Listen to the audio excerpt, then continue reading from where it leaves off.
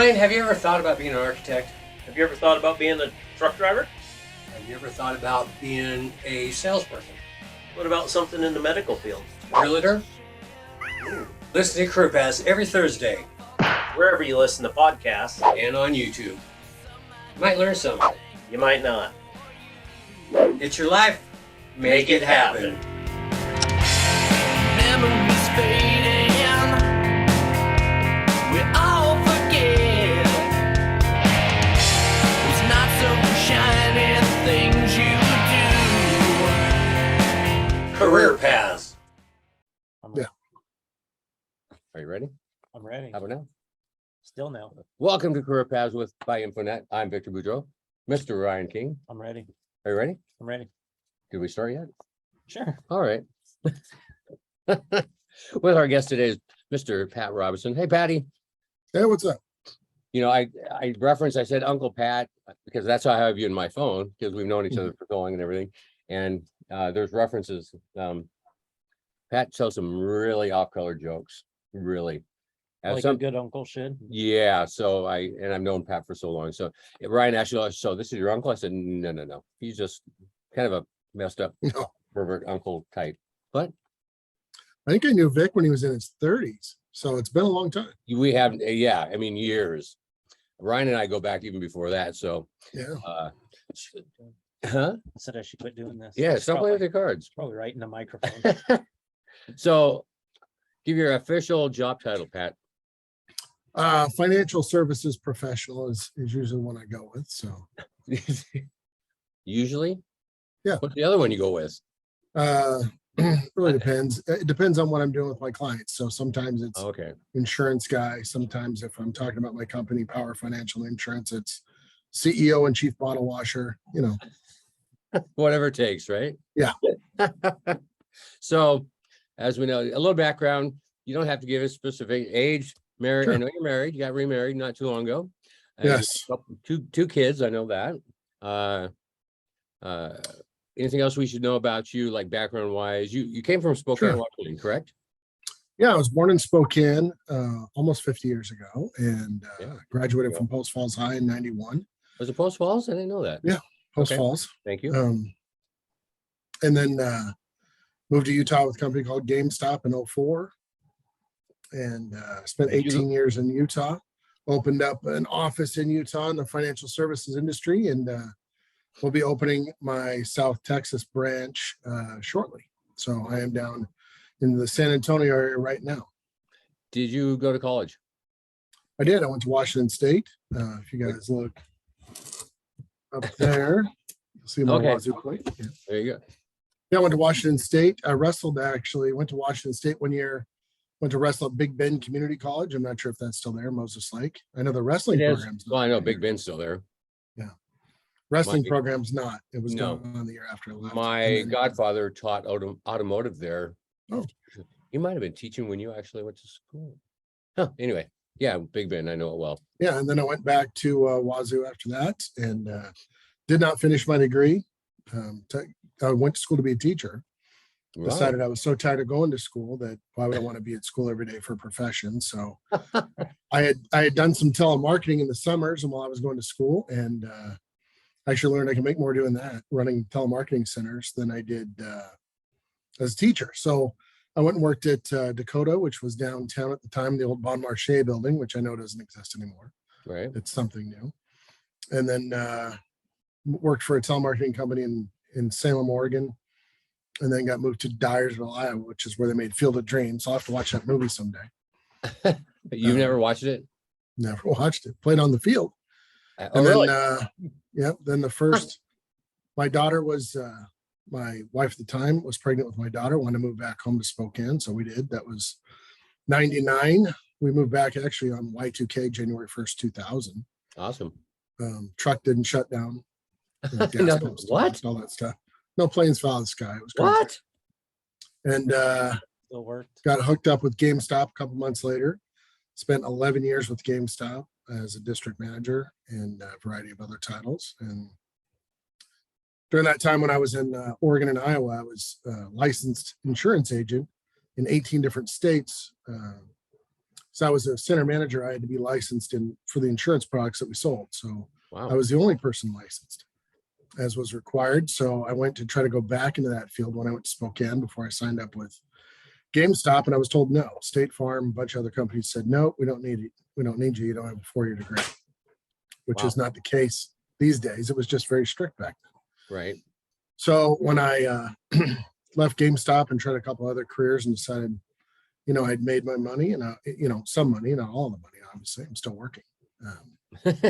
But went in 2016, went to try my hand at insurance and financial services again. And it's really taken off since then. So I've been doing that for the past 6+ years. Wow. So you do both insurance and financial planning? Yeah. Without getting too much into it, I help people with their some investments, 401ks, rollovers on the business and the individual side, life insurance, long-term care, disability, all that stuff. I don't do home or auto anymore. I did back in the 90s, but not anymore. So how'd you become interested in this? Well, I think it's for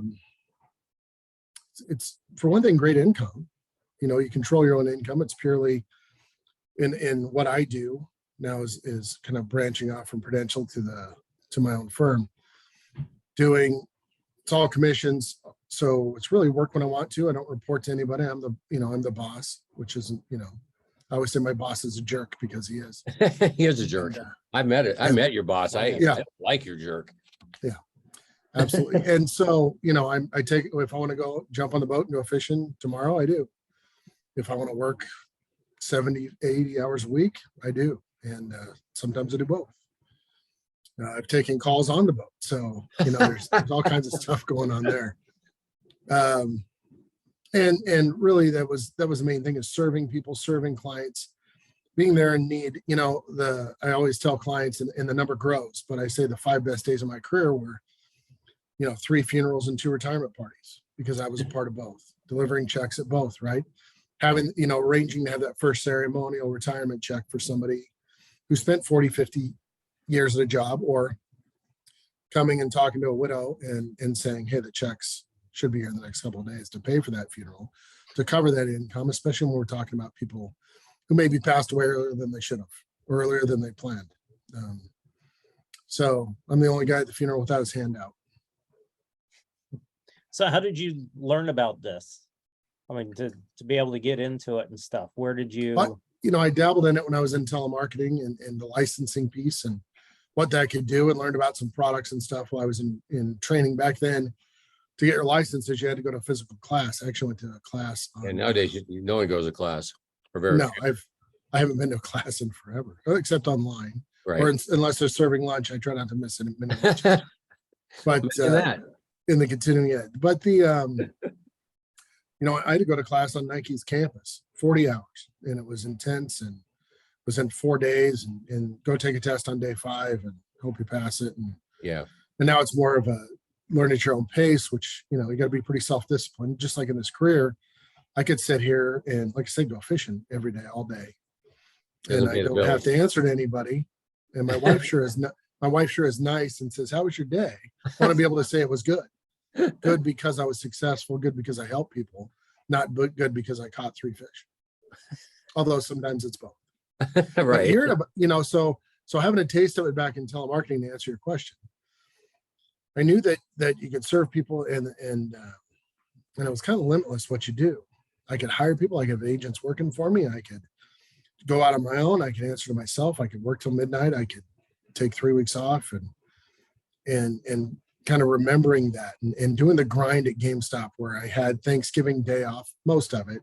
Yeah. And then my next day off was Christmas Day. Yeah, exactly. And I was in Wyoming one day, I was north of Seattle the next day, and just the grind and missing birthdays and missing baseball games and all that stuff, and knowing, hey, I remember this thing I was doing back then. I wonder if that would help me avoid missing those moments, not only in my lives, but my family's lives. And Right. And reached out, went to a job fair and reached out to a couple of companies. They'll remain nameless, and finally decided on one that was most flexible and really allowed me to kind of venture off and do my own thing. So did anyone inspire you or kind of help guide you into this? Or Well, back when I was in telemarketing, I was a young buck, late 20s, mid 20s, late 20s, and the guy I worked for, the guy who owned the company, was a lawyer, and he was very driven by cash. At least that's what I thought. And then I looked back as I get older and remember his kids were always at the office. His wife would stop by and bring lunch.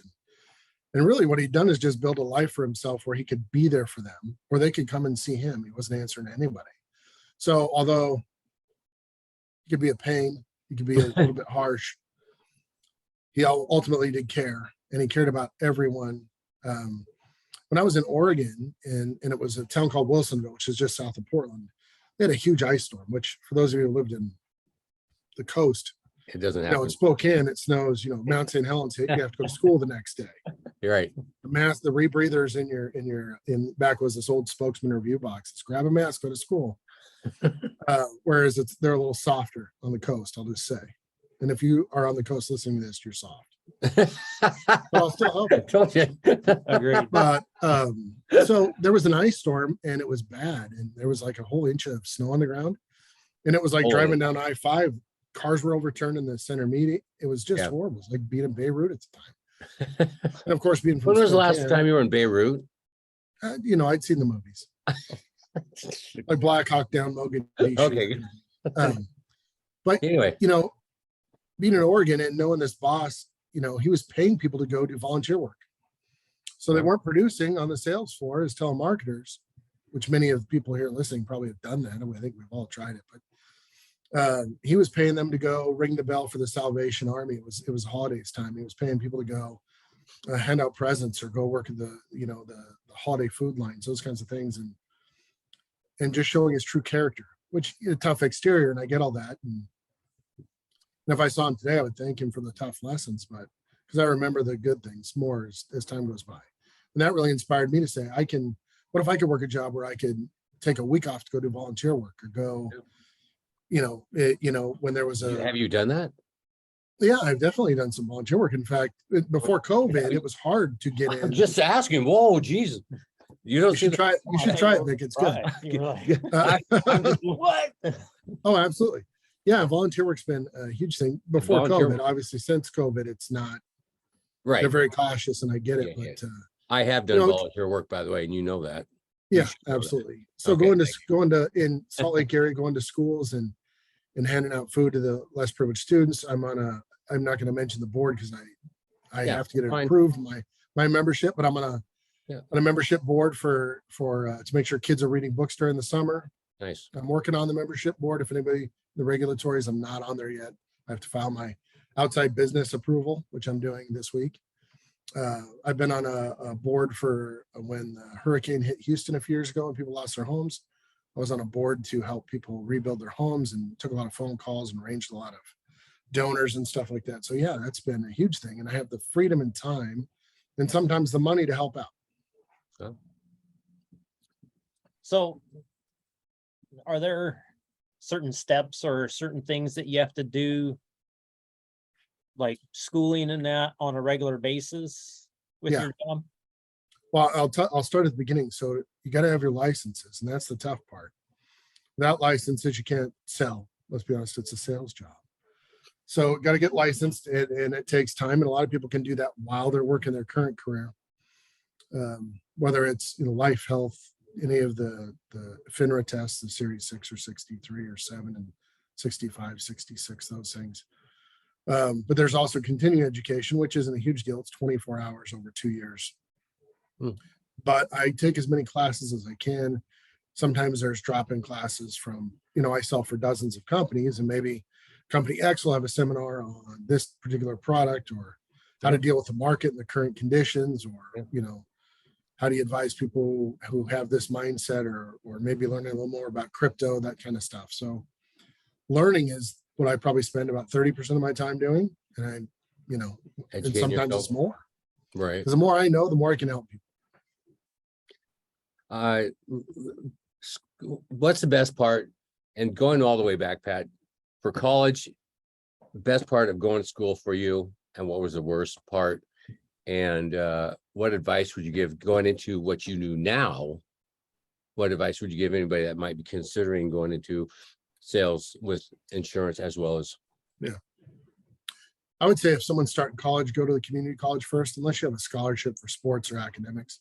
Save your money. Go to the community college. Go to the Falls. Go to SEC, whatever it is. Right. Go to NIC.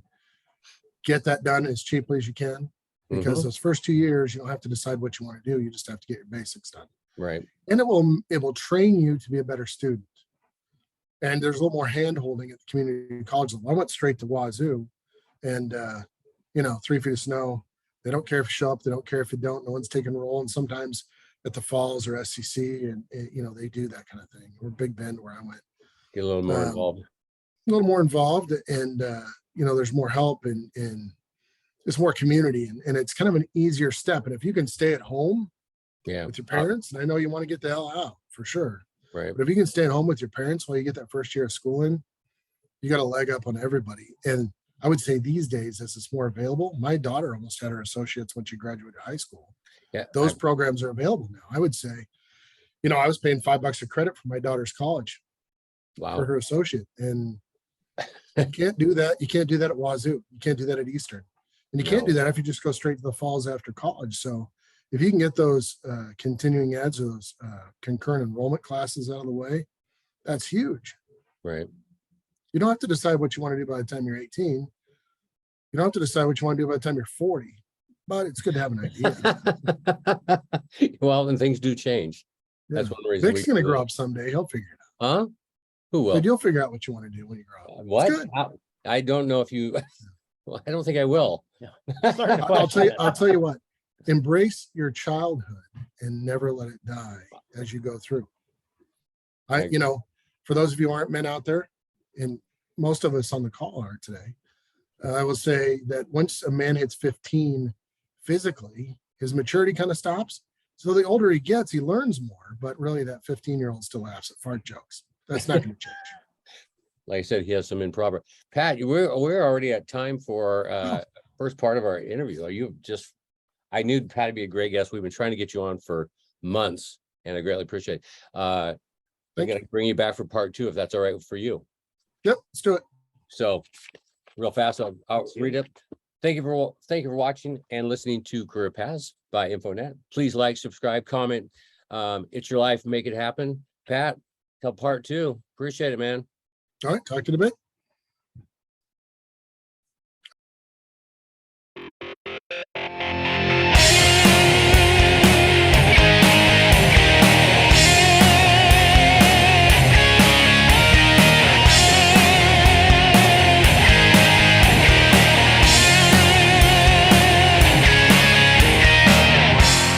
Ashes to ashes.